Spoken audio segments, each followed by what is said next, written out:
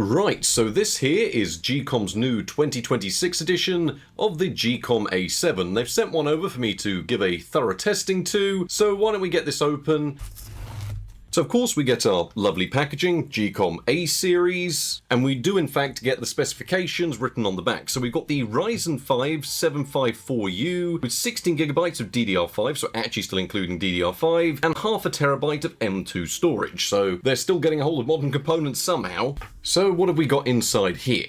So of course on top with their lovely packaging we do have the mini PC itself. Once again, being from GEEKOM, very nice build quality. It's absolutely minuscule, this PC, and we've got the two USB 3s on the front, audio in and out, a nice full-size SD card reader, and plenty of expandability on the back. So we've got two full-size USBs, one USB 2, one USB 3, two HDMIs, two USB-Cs, networking and power, so plenty of expandability. Generally you get plenty in the box, a nice 120 watt power supply included, we get a UK plug, once again always appreciated for my testing, HDMI, and you can't forget you do get a full VESA mounting kit. Now I am eager to get straight into testing today because I really want to see how that APU is performing, especially in one of GEEKOM's very well put together packages. So let's get this plugged in, one HDMI, and our power. So setup time takes 2 seconds. And what I do want to do real quick is just double check we can still do an offline setup. It's something people are very interested in seeing, so of course we are going to find out if you can do a complete offline setup. And to be fair, it's these sort of mid-level products are the ones that are the most fascinating to test, because for most people this is more than enough. My brother is still using a GEEKOM A7 because, well, for him it's been absolutely fine. But we're going to say we don't have internet and see if it will let us do a straight offline setup, and I believe it's looking like we can just go straight into turning it on and it's just going to load us to the Windows desktop probably very quickly, I'd imagine. So from turning it on to the Windows desktop, that was about a minute and a half. Not bad for a first boot, is it really? And this is going to be an interesting one today because this has actually got the Radeon 740M chip. And I don't think we've ever taken a look at the Radeon 740M, so this is going to be an interesting chance to take a look at things. So Radeon 740M, we've got drivers dated 2024, so we'll go ahead and update those. And we have got, how much more? We've got 16 gigs of memory running on the system at 4,800 megahertz. So it is going to be interesting to take a look at that 740M. I'd imagine processor-wise, if we take a little look at this, yep, we get 6 cores, 12 threads, decent specifications out of the box. All is looking really rather nice. Now, just about the best test we can do is to try and install absolutely everything all at once, because if it can handle installing everything all at the same time, it will handle day-to-day tasks fine. So we'll get Steam started, I'm going to get CPU-Z, I'm going to get GPU-Z, I'm going to get hardware monitor. Yeah, I think day-to-day performance-wise isn't really going to be a problem. It's one of the big advantages of these AMD Ryzen APUs is the boost clocks just work so well for these types of things. When you are just going through and installing applications, you're usually more limited on I/O speed than you are by the actual speed of the PC. So we can go through, we can start installing some software, another installer finished, Serif is now installing in the background, I'm trying to get some game installers going, but they're already finishing before I can even start them. So if I go ahead and search for Firmark, we'll want that for some testing later. We've got 2 drives at 100% utilization with installers, and it's not slowing down at all. Yeah, I mean, why don't we get Steam started and see how it performs out of the box with a quick gaming test. So we've seen that for out-of-the-box usage, if you're just using it as a computer, very speedy, absolutely fine. We always sort of knew it was going to be, but I wanted to throw it up into a game because I've never used the 740M and I don't really know how to place it. And out of the box, with the default settings it's selected in GTA, it's getting about 60 frames per second, which isn't too bad. This is the enhanced edition. It does look slightly ghosty, and I'm wondering if it's because it enables FSR. Yes, so we do have FSR on, but we can turn that off. Does it affect our frame rate much? Not a great deal. I mean, it's still running with 1080p medium and high settings and getting about 30 to 40 FPS out of the box in GTA 5 Enhanced Edition. It plays with its default settings, either 60 FPS with FSR or around 30 to 40 with FSR disabled. So if you don't want to use upscaling, you can get away with it being a rather crisp experience without even dropping down to the lowest settings. I mean, this is all still in 1080p, so out-of-the-box gaming performance does look rather good. But it has got me curious, because now I need to actually sit down and get round to benchmarking this all properly. So, just to go over it, what are the full specifications of the GEEKOM A7 2026 edition? Well, it comes with a Ryzen 5 7545U, which is a Zen 4 chip with 6 cores and 12 threads that range from 2 to 4.9 GHz under its full boost load. The graphics card is the rather interesting AMD 740M iGPU, which I've never personally had the chance to test until today, and you do in fact get DDR5, you get 16GB of it.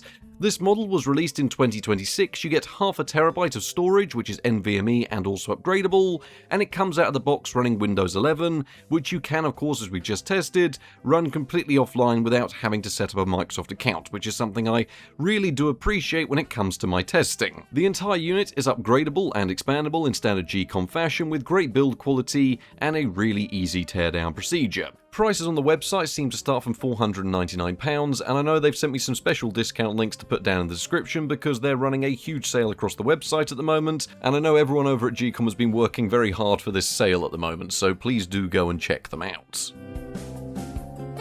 Now, given this APU package we're dealing with today is in a GEEKOM product, the one thing I will always give them credit for is when you run them through 3DMark's benchmark suite, they usually always return back good, excellent, or legendary scores, usually excellent or legendary, with how well they've set up the configurations on board. You don't ever run into things like thermal throttling, and you usually run into nice sustained boost clocks offering you the maximum performance of the APUs that are in here. Across the progression of 3DMark's benchmarks, we see strong DirectX 11 performance with 18,000 points on the processor alone, leading us to a total of 2,885. I mean, even the GPU in DirectX 11 titles was returning 3,160.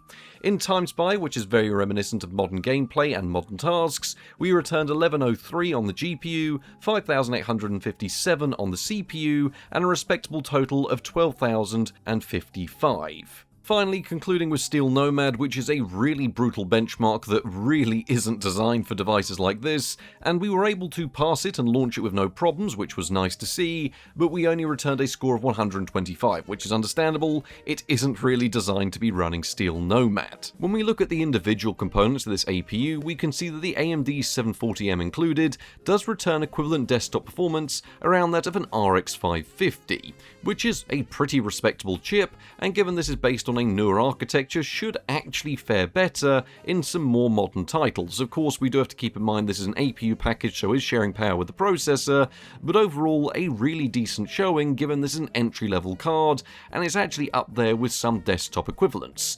However, even more interestingly though, is the CPU side performance, where this thing is probably beating its closest competitor on the graph, the Ryzen 5 1600, by a solid 500 or so points while using less power, boosting higher where it's needed to, and having higher single-core performance in applications that will need it. So in terms of CPU side performance, well, yeah, it's got more than enough to get you by, and I've done some testing later to reflect that.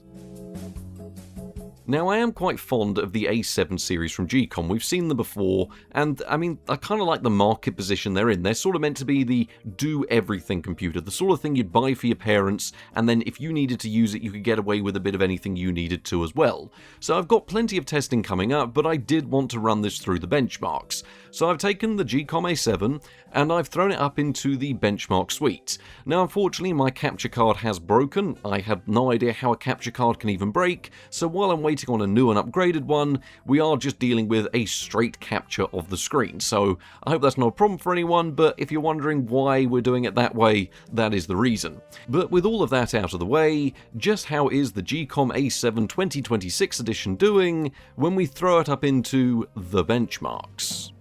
Starting off the benchmarks, we have GTA 5 Enhanced Edition, which we did already take a brief look at earlier, and we're running it with its default settings with normal and high settings in 1080p, and to be fair, given GTA 5 Enhanced Edition only comes with FSR1, which frankly I really do not like the look of, I decided that I was happier running it with a native resolution.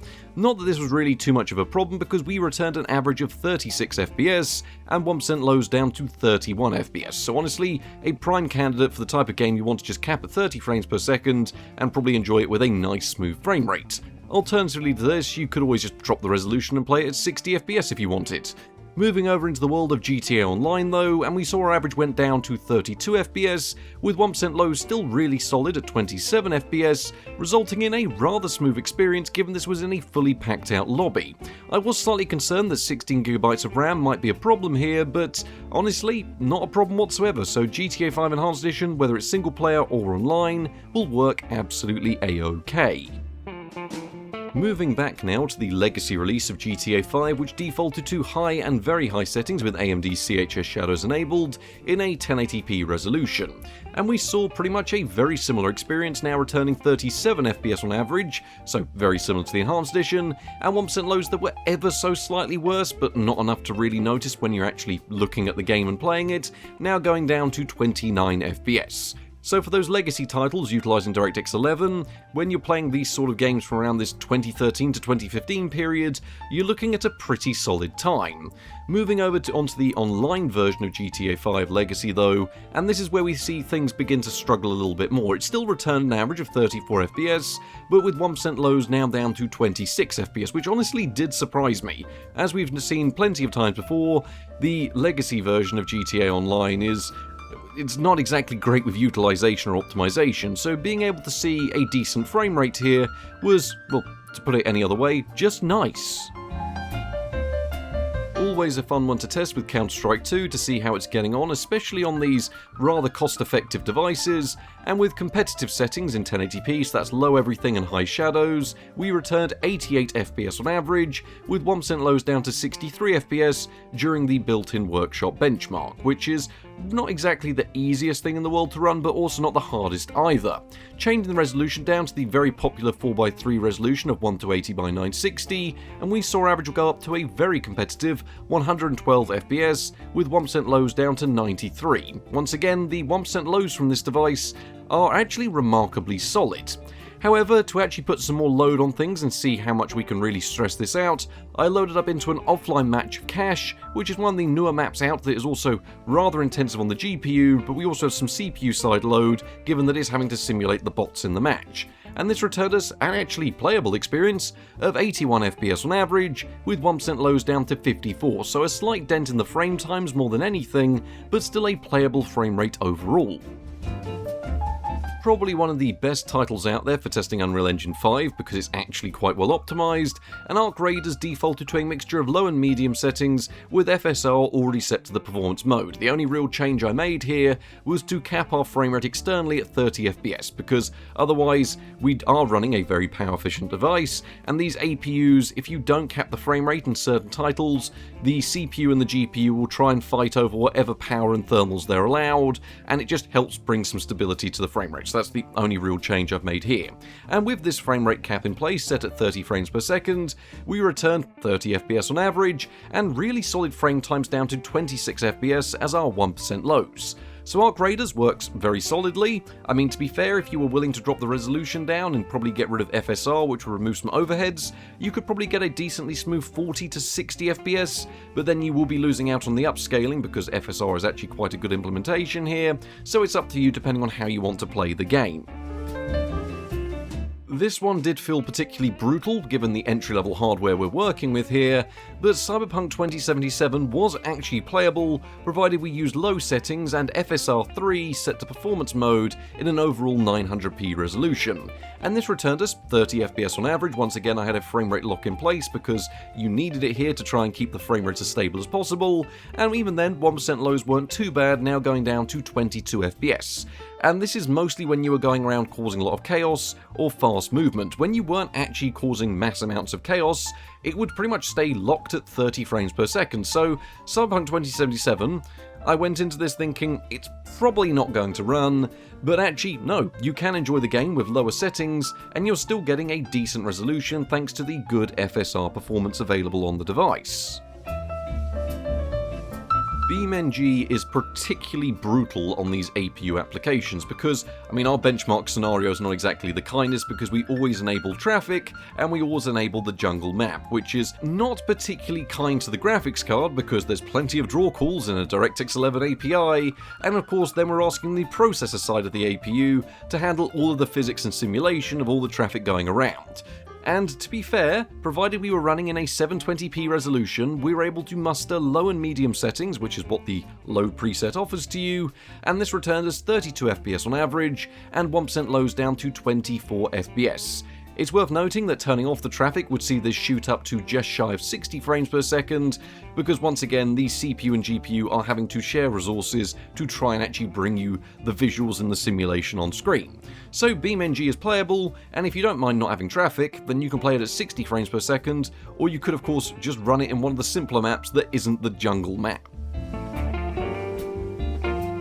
M&B Bannerlord, it goes without saying, one of the easiest benchmarks I get to do because it always seems to configure itself down to the settings it wants to run with. And it selected medium and high settings in 900p, so I didn't have to spend any time faffing about changing around settings and trying to get a good frame rate, because it just chose the settings that worked well out of the box. It's worth keeping in mind it already chose a medium battle size, which I believe is either 400 or 500 combatants at one time, and this is during the built-in benchmark that is very reminiscent of the late game. And this returned us 44 frames per second on average, with 1% lows down to 33 FPS. I did try dabbling around by turning up the 1080p, but it is just a little bit too much to ask of the system, especially in this late game scenario. I don't doubt a lot of the early to mid game would work fine in 1080p, but towards the end of the game, as this benchmark would indicate, 900p with medium and high settings is sort of where you want to be. I haven't had much of an opportunity to test Paralives too much on entry-level hardware, and to be fair, it did give us a rather admirable showing. Given this is utilising a very worked-upon version of the Unity engine, it is quite single-threaded in places, and also means that, in terms of GPU side optimization, there is still some work to be done. But still, with lower settings in 720p, we were able to eke out a 33 FPS frame rate, with 1% lows down to 19 FPS, predominantly when we were actually in the middle of town, utilising speed up, and were actually quite zoomed out while it was loading in buildings. When you're actually just playing through the game though, these frame rate fluctuations aren't really something you need to worry about. It's not really one of those games that demands a high frame rate. So for the latest competitor to The Sims, which is getting quite popular from what I understand, it is actually playable, and is pretty much a brand new title that came out 4 weeks ago now, so interesting to see that it'll run, and I don't doubt that things will get better as the game itself improves.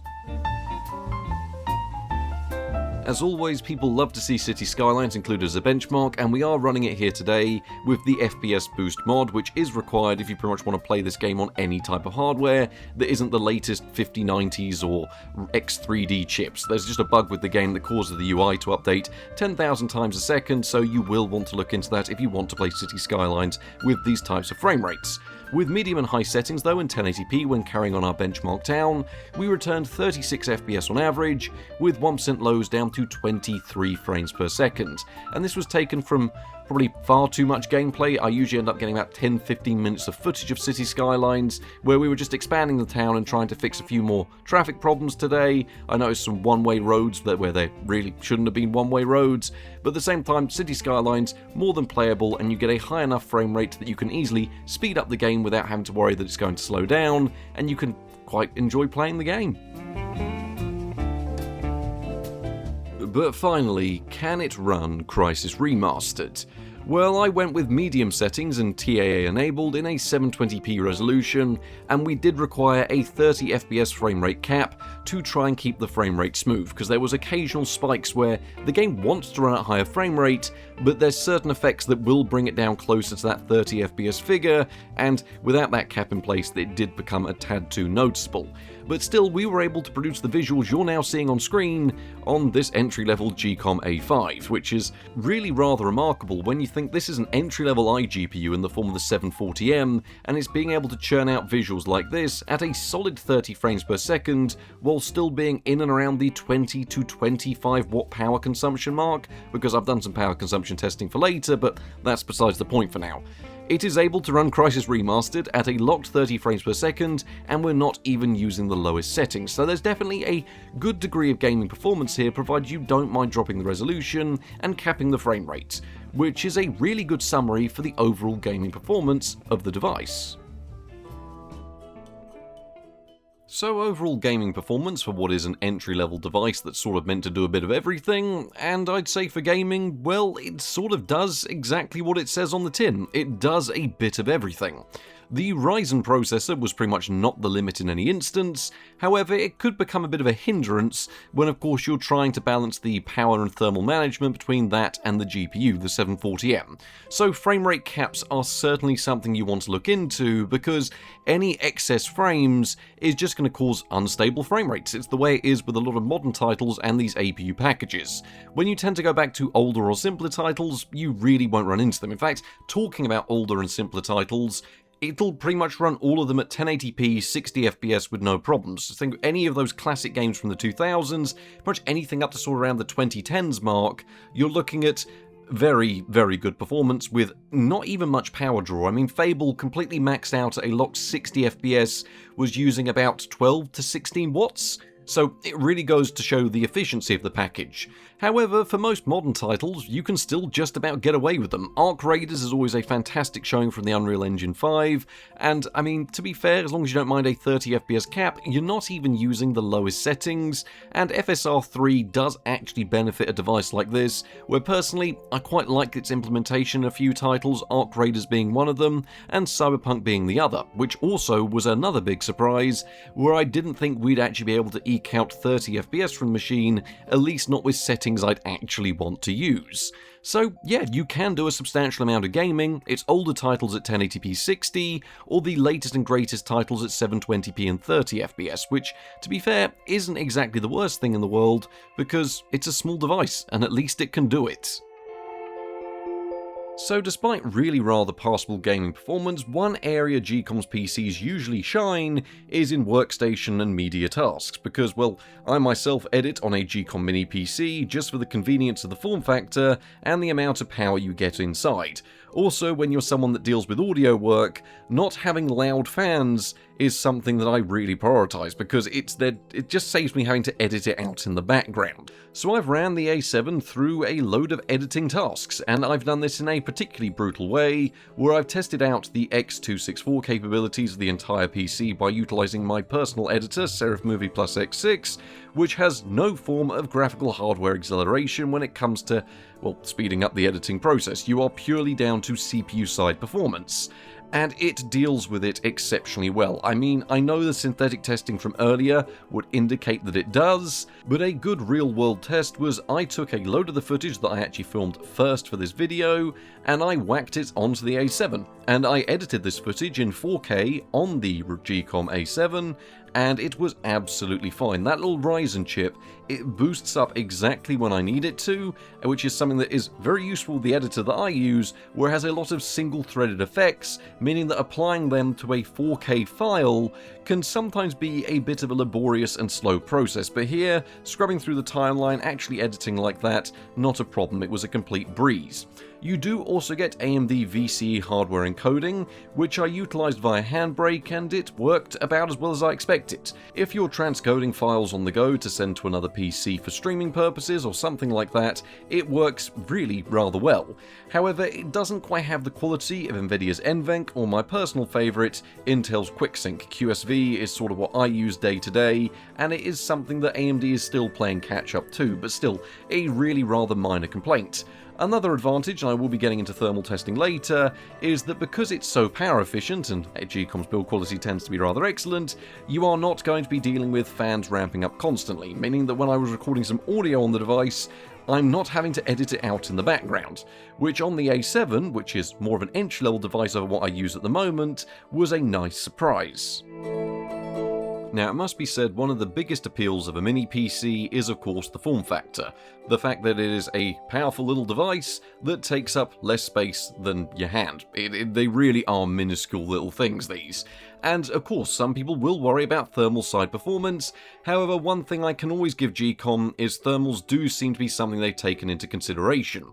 During my testing, I managed to record a peak temperature of 77 degrees, which was taken from the very start of a TimeSpy benchmark, just when it boosted up to 4.9 GHz on CPU side performance alone. That was the highest temperature I was able to record. It quickly dropped down to 65 degrees under a sustained load. This was taken during a CPU-Z and also a Thermark stress test to put very very brutal load on both parts of the APU, and of course gaming performance brings it up to around the mid 60 degrees. Workstation tasks, mid 50s, explains why the PC is silent, and idle and media work, they don't really ask much of the device, and it's slightly above ambient temperatures. It's quite hot here at the moment, so it's not much north of what it actually is outside. Now this of course is directly tied to power consumption, and the highest figure I was able to record at the wall was 39.6 watts during an initial boost on the CPU and GPU.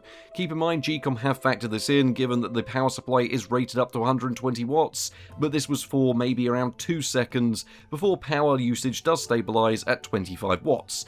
Gaming will see you just under this at 24 watts in modern titles, it's lower than this if you're playing older or simpler titles. Workstation editing tasks, given that we were editing 4K, 21 watts of power usage seems ridiculously low, but that is what it was pulling, and media use and idle use is very, very low. 6 watts at idle and 13 watts when acting as a media consumption box, playing back 4K files.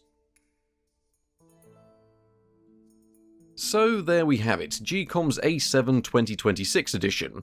And what are my thoughts at the end of the video? Well, to be fair, and I do have to give them credit on this, I understand the market they're going for, because with the price of DDR5 being astronomical right now, one of the easier ways to get a hold of them is in the form of these mini PCs, and GEEKOM do tend to make some really good ones, hence why I use one myself. I find the A7 a bit of an interesting spot in the market because I fully understand what they're trying to offer you. These are the types of PCs that you'd buy for maybe your parents or your grandparents, and they can just do everything on it they need to do astronomically quickly. Getting around day-to-day usage on this isn't a challenge for it. You could run Firmark and CPU-Z and browse the web quicker than most people's current computer. Genuinely, they are very speedy little devices.